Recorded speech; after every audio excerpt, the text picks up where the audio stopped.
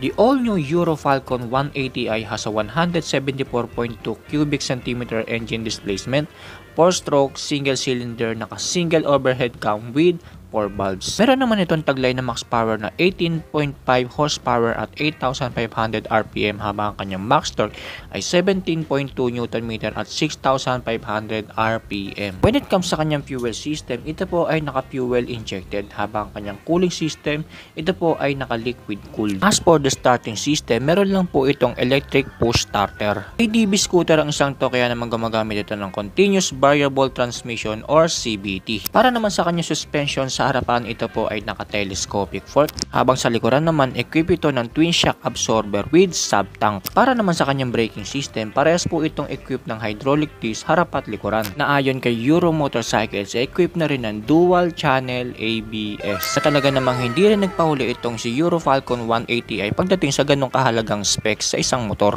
Pagdating naman sa kanyang dimensions, meron itong overall length na 1,970mm, overall width na 700mm at overall height na 1,150mm.